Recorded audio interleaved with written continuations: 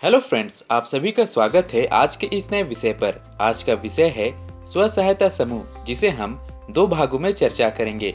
आइए इसके हम पहले भाग की चर्चा करते हैं।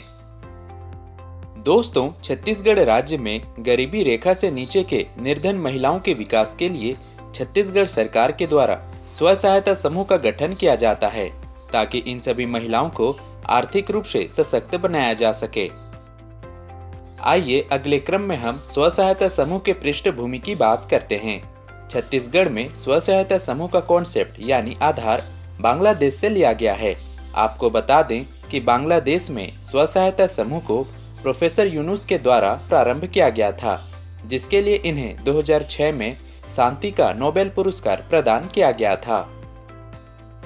अगले क्रम में हम यह जानेंगे कि छत्तीसगढ़ में स्व सहायता समूह का शुरुआत कैसे हुआ। छत्तीसगढ़ में स्व सहायता समूह को सर्वप्रथम स्वर्ण जयंती ग्राम स्वरोजगार योजना के तहत शामिल किया गया और यह आगे चल के राष्ट्रीय ग्रामीण आजीविका मिशन यानी NRLM के तहत परिपक्व हुआ। अगले क्रम में हम स्व सहायता समूह के उद्देश्य की बात करें तो स्व सहायता समूह का उद्देश्य आंतरिक ऋण व बचत क्रियाकलाप के जरिए समूह बचत से ऋण लेकर अपने छोटे छोटे आकस्मिक कार्यों को पूरा करना है। अगले क्रम में हम स्व सहायता समूह के प्रकार की बात करें तो छत्तीसगढ़ में स्व सहायता समूह को 3 समूहों में विभाजित किया गया है, जिसमें पुरुष समूह, महिला समूह और मिश्रित यानी पुरुष और महिला समूह शामिल है। अब हम अगले क्रम में स्व सहायता समूह के पात्रता की बात करें तो एक स्व सहायता समूह गठन के बाद उसमें महिलाओं की न्यूनतम संख्या 10 एवं अधिकतम संख्या 20 होती है और इस स्व सहायता समूह का निर्माण प्रत्येक गाँव में किया जाता है और हर घर से एक निर्धन महिला को इस समूह में जोड़ा जाता है। आप सभी को बता दें कि कुछ स्व सहायता समूह में महिला सदस्यों की संख्या 10 से 20 के स्थान पर 10 से 25 भी होती है।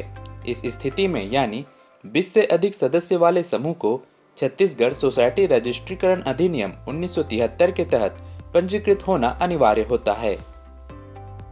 वहीं आवश्यक पड़ने पर इन समूहों में निर्धन महिलाओं के अलावा आपसी सहमति से 20% या विशेष मामलों में 30% सदस्य BPL सूची से ऊपर के सदस्यों को शामिल कर सकते हैं। इसके अलावा प्रत्येक विकासखंड में 50% स्व सहायता समूह में केवल महिलाओं का होना अनिवार्य है।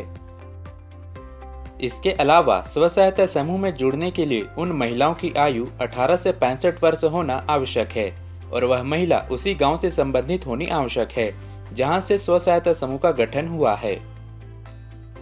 अब हम अगले क्रम में जानेंगे कि स्व सहायता समूह का प्रबंधन कैसे होता है।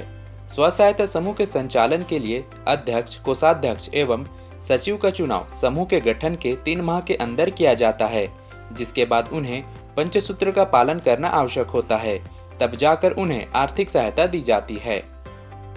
अगले क्रम में हम यह जानेंगे कि पंचसूत्र कितने होते हैं। स्व सहायता समूह के तहत कुल पंचसूत्र 11 होते हैं, परंतु स्व सहायता समूह के तहत आर्थिक लाभ लेने के लिए मुख्यतः 5 सूत्रों यानी नियमित साप्ताहिक बैठक, नियमित साप्ताहिक बचत, नियमित आंतरिक लेन देन, नियमित ऋण वापसी और नियमित बुक संधारण, इन 5 पंचसूत्र का पालन करना होता है।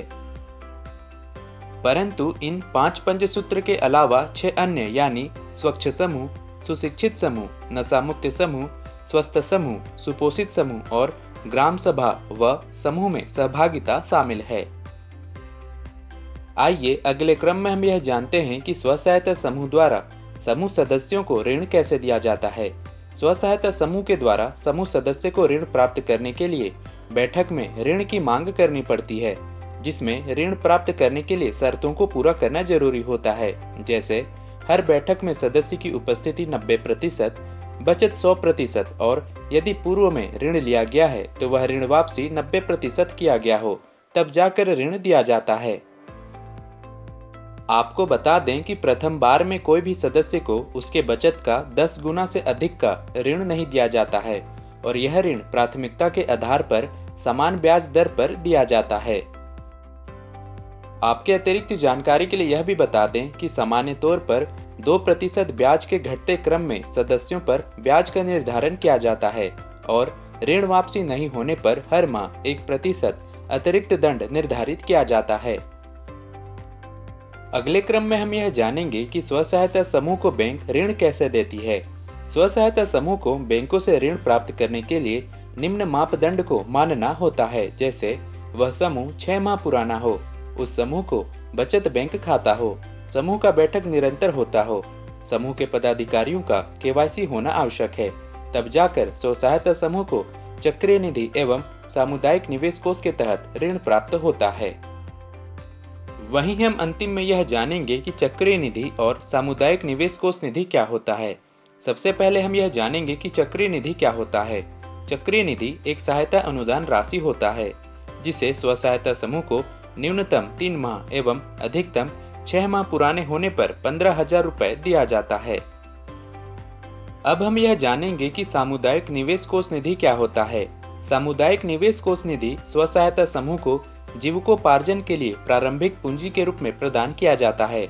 इस निधि के तहत स्व सहायता समूह को 60,000 से 75,000 रुपए तक प्रदान किया जाता है।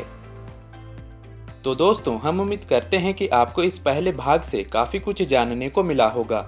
तो मिलते हैं दूसरे भाग में, तब तक के लिए आप सभी का धन्यवाद।